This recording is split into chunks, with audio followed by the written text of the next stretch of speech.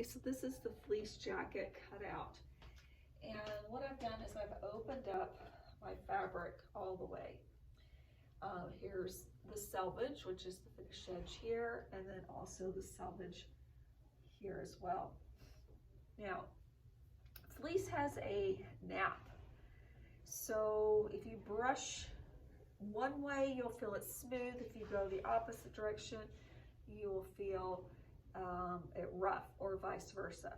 So what I'm wanting you to do is the smooth part, like this is my smooth, it's going this way. It's nice and smooth, it's not rough. And when you are laying out your pattern pieces, so for example, pattern piece number 1 is the back. And this is, let me see if I can get the video here. So this is how it would go, like so. And I want that, I want it to lay and go down soft this way. So that's, you need to make sure your fabric is turned that way and your pattern pieces will be turned in the right direction. And I'll talk about that when I get my fabric folded in just a second. So let's look at pattern piece number 1. Pattern piece number 1 here, it has to be on the fold. So in order for all of the pattern pieces to fit, we're going to have to fold our fabric different than we normally do. So I'm going to show you this way in just a second. And also pattern piece number 9 has to be on the fold as well. So what I want you to do with pattern piece number 1 is you're going to take a yardstick and you're going to measure. You can use your tape measure or a yardstick, and measure the widest part of the pattern piece number 1. So this is a small pattern. So the widest part is basically 11 and 1/8. So that measurement's going to be important when I start folding the fabric. So 11 1/8 for pattern piece number 1. So what I'm going to do is I'm going to fold right sides together like so, and I'm going to measure. That piece has to be able to clear everything. It's 11 1/8, which is here.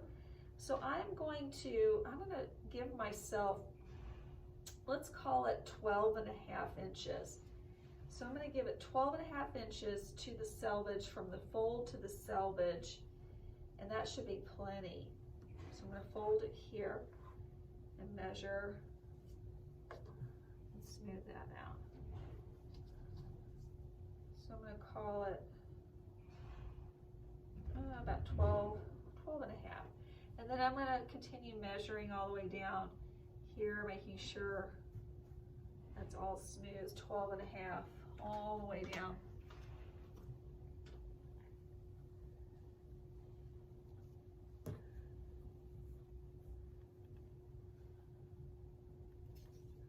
Okay, so there's my 12 1/2.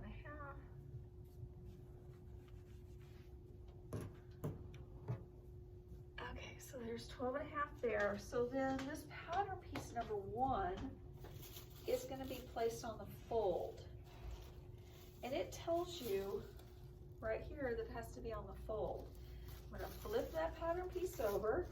And remember how I told you that I want the nap to lay nice and smooth going this direction, because this is the top of the pattern up here. So I'm going to put that exactly on the fold. It has to be exactly on the fold. If it's not on the fold, then your collar piece up here is not going to fit because it's going to be bigger. So make sure it's on the fold. And then I have a little bit of extra there. I mean, I could possibly even go smaller, but I was just being very conservative there. So the next thing you're going to do is you're going to fold this side.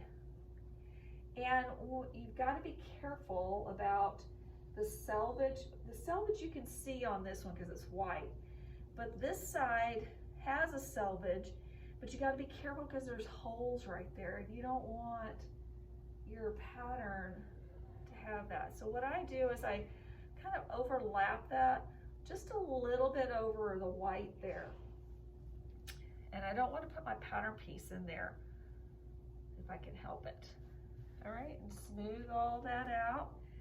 And then you're going to put pattern piece number 9 upside down on the fold. That once again has to be exactly on the fold. And then I'm also going to put pattern piece number 4 right next to it. There. And this layout is for a small. And I think a medium will fit. It'll be really close, but I think a medium can fit on this. All right, so I've got those two, and I'm going to be conservative here and put it pretty close to the edge here.